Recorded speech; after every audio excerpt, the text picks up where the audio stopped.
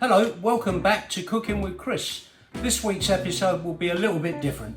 Unfortunately, Jack can't do the filming for me this week, so I'm going to try and do it myself as well as the cooking. Anyway, I'd like to thank all my subscribers who've come to the channel so far. It's nice to have you with me. And what we're going to do this week is we're popping over to France and we're going to cook a vanilla cream slice. See you in a minute. The first thing I'm going to do is to preheat the oven on a fan setting to 200 degrees Celsius or 400 degrees Fahrenheit. I've already got the milk in the pan. I've not turned on the hob yet, and I'm going to put a tablespoon of sugar in here. You can put 2 in, but I'm deciding on 1. And then after that, I'm going to put in the vanilla pods. This is a pre-mixed paste that I've already made. It's out of real vanilla pods, so it will taste just the same. It's quicker than splitting a bean and putting it in. And now what I'll do is I'll turn this on to a medium heat and just gently bring it up to a low boil. While the mixture of the sugar and the milk is on a low boil, I'm going to whisk up 6 eggs, and also I'm going to put in 100 grams of caster sugar, and I'm going to whisk this up until it becomes pale. It takes 1 or 2 minutes to do this, and you want to get this quite white, so it takes quite a bit of mixing up, but here we go. Right, I've now got this up to a pale golden colour, and what I'm going to do is going to add in the sieved flour and the cornflour. So I'm just going to add in the flour first of all, just get that in, sieve it through, give that a mix around, get that incorporated, and you can see that the eggs have got a lovely pale colour compared to when they first went in.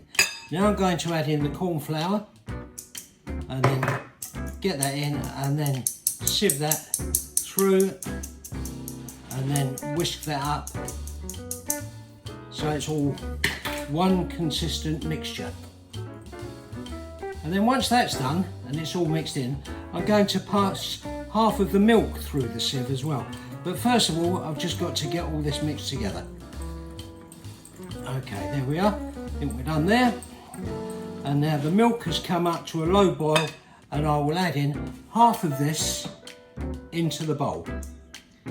And only about half, because the rest of it we'll put in a moment. Okay, now I'm going to mix that through and get that all whisked in until it's incorporated. And then after that, once it's incorporated, what we'll do is put it back into the pan. Right, what I'm going to do now is to put this mixture back into the bowl, the saucepan I mean, and then just get all this in and move it around until it's all to a consistent mixture. And now I need to keep this on the heat and keep moving it until it slowly comes to the boil, which is probably going to be about 1.5 to 2 minutes. And we'll just mix that around until it comes up to the required consistency.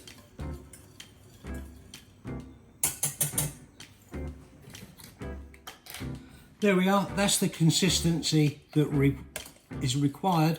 This has gone very stiff, it's just come to the boil, and now that that's done, what we'll do is transfer that into a cold tray and cover it with some cling film. Right, what I'm going to do now is to pour this mixture into a cold tray and spread it evenly as you can, and then once this is in the tray, I'm going to put it into the fridge and leave it to cool probably for about half an hour. And while that's going on, I can then get on with making the pastry.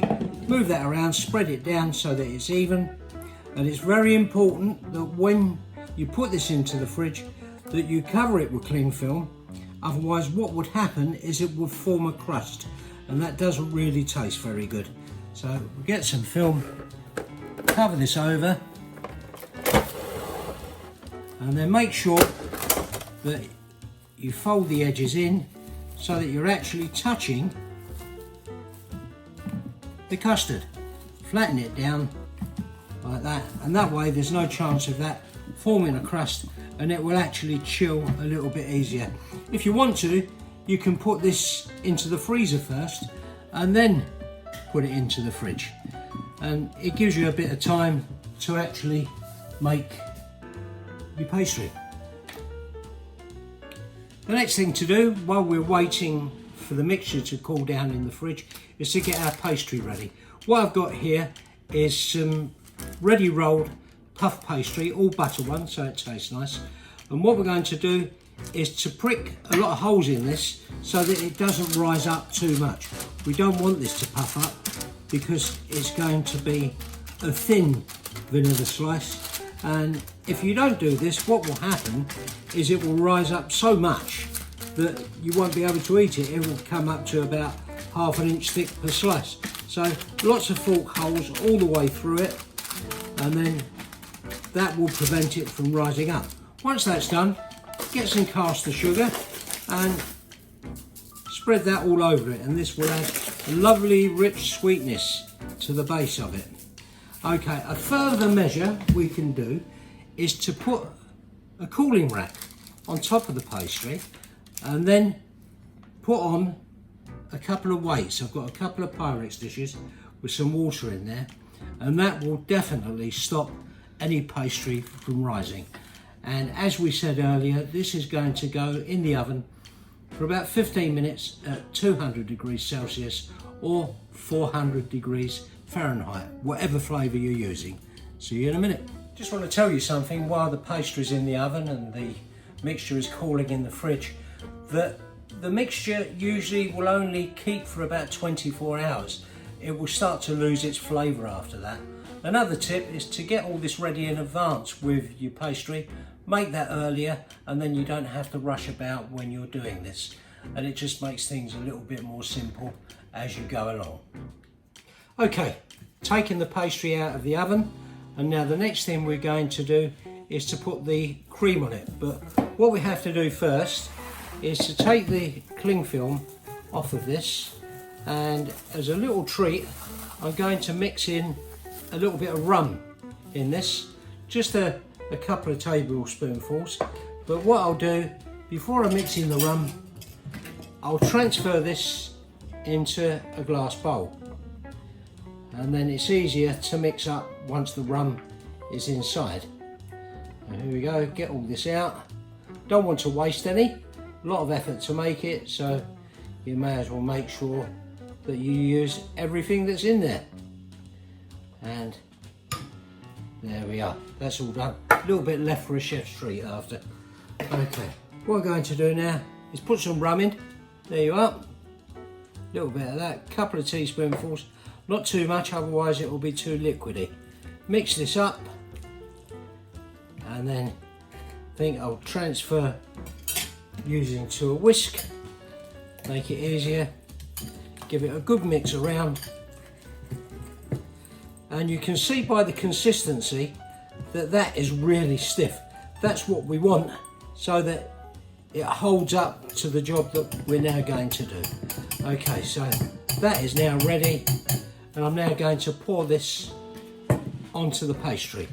Let's move that back a little bit so you can see, and we'll cover this all over, and then once it's done we'll then cut it. But what I'm going to do before I cut that is I'm just going to move this over to one side because we're going to cut this in two. So I'll cut it there like that, push that across. Doesn't matter how accurate that you do this, because once you cut the pastry and put this on, it will just squash down. So just take a serrated knife, a bread knife, and just cut this through, and then you can put the other piece on top. Now, just carefully take that, lay it over, and then just push that down. Okay, that's it, it's done. I've cut the pastry, cut it into a neat square, serving it up with some strawberries, and I'm going to put some icing sugar over the top. Gives it a nice little finish. Just dust it over there. A little bit on the strawberries as well. Gives it a nice presentation. And then just for extra, a little bit of single cream over the top. And there we are. A lovely dessert. Just for one. I hope you enjoyed me making this video. Right, I'd just like to say I'm glad that's over. That was hard work. I really appreciate how much Jack does for me on making these videos. He does the filming and the editing, as you know, and I'm finding it really hard going. So let's hope next week we'll all be back to normal. On a footnote, if you want to know the ingredients and the method behind making this, if you just click below the spacebar on the video, you'll get a list of ingredients and how to do it. Anyway, be back next week with another video, hopefully better than this one. See you all.